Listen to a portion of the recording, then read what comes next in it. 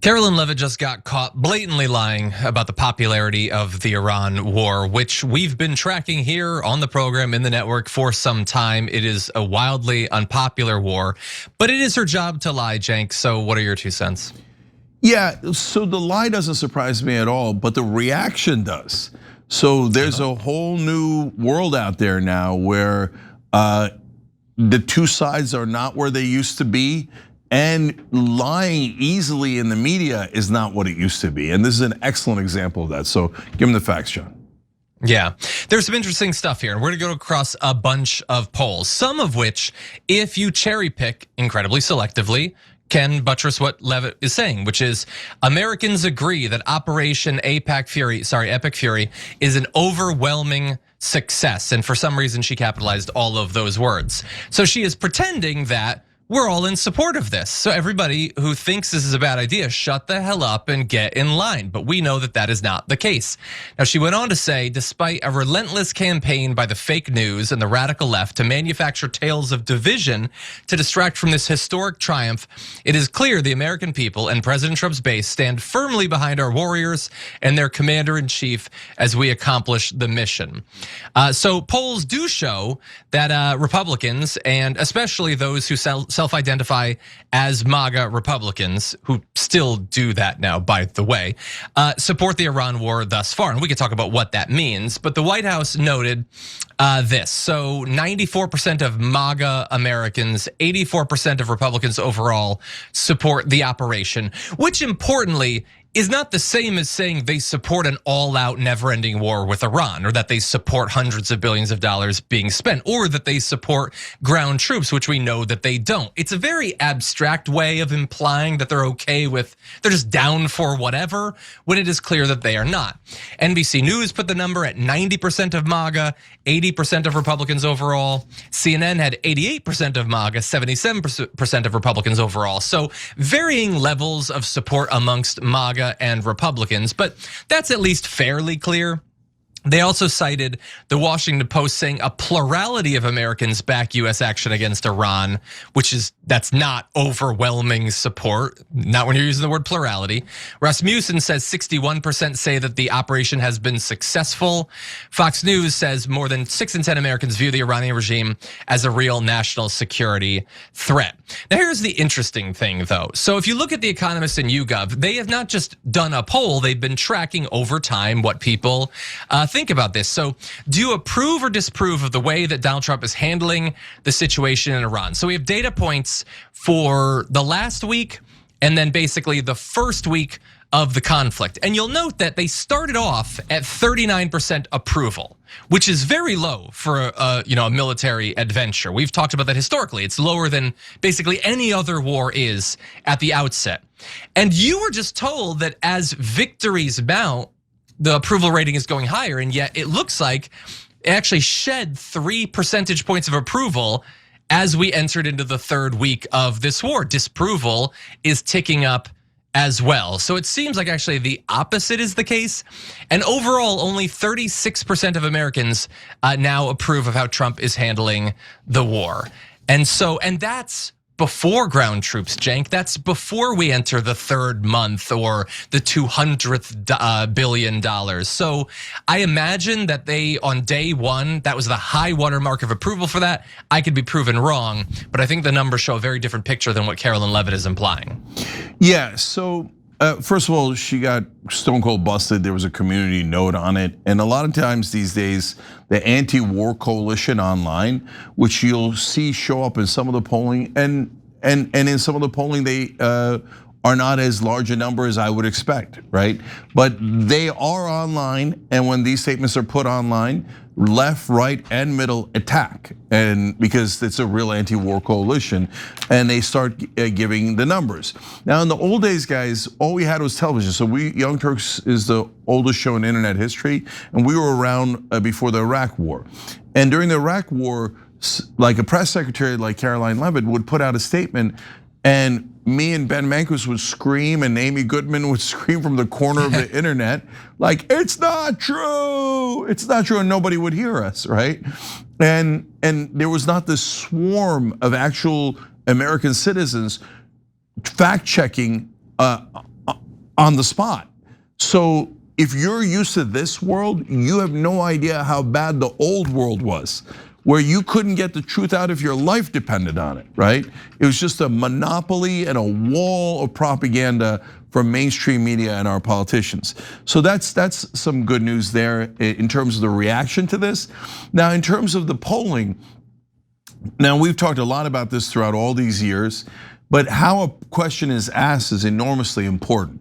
And so they have tested different polls with different wording, and the more conservative polling outfits like Rasmussen will play around with the words like, now if you thought that Iran was an imminent threat and they have nuclear weapons and they were about to attack us, are you in favor of this war? Yeah, but none of those things are true, right? So yeah, if I thought Iran was gonna come and burn my house down, I would be in favor of it. But Iran isn't going to burn my house down. You're lying with that question, right?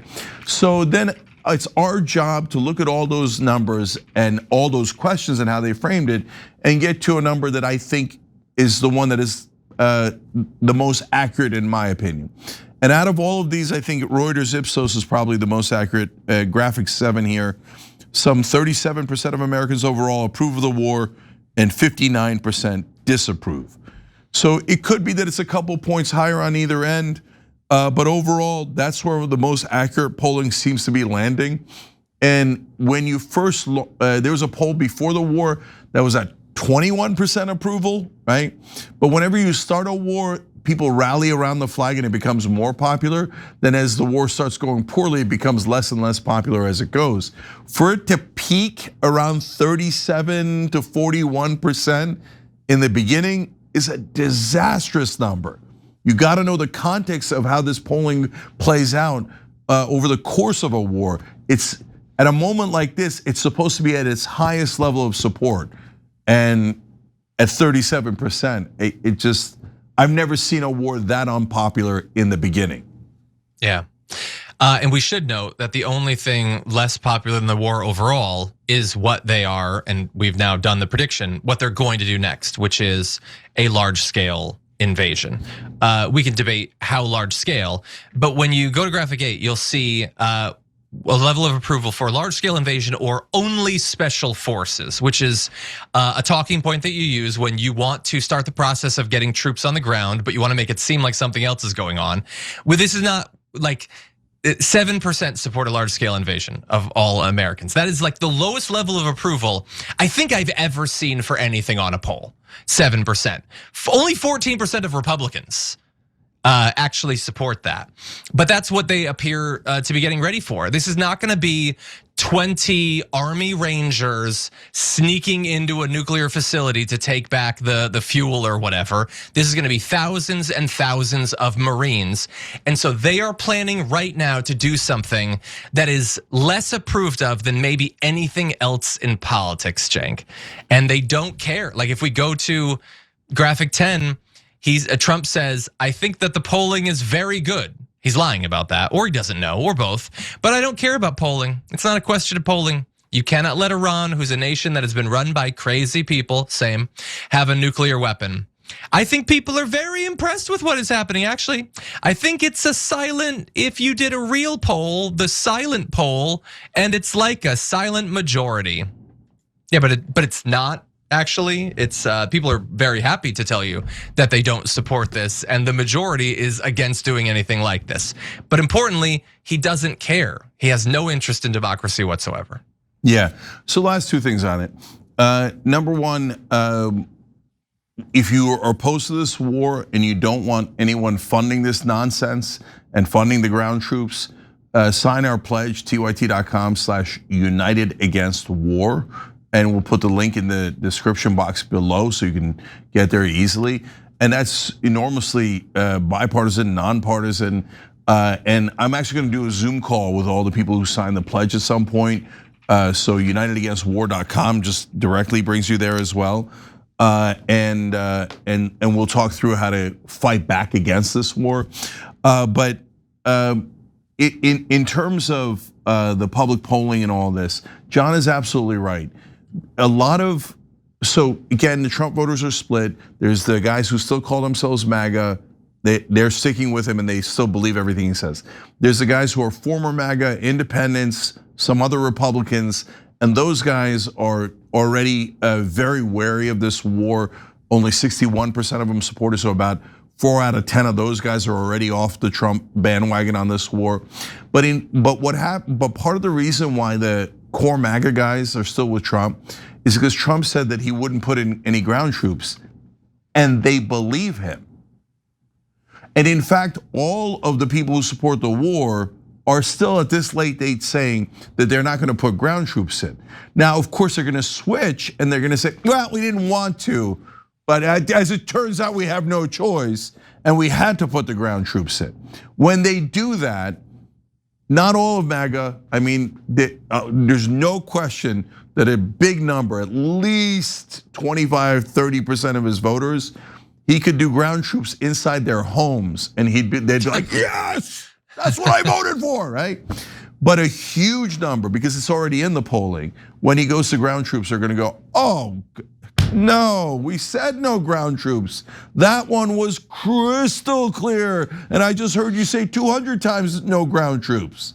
So that's when the bottom falls out. And let's see if that's right. Every time you ring the bell below, an angel gets his wings. Totally not true, but it does keep you updated on our live shows.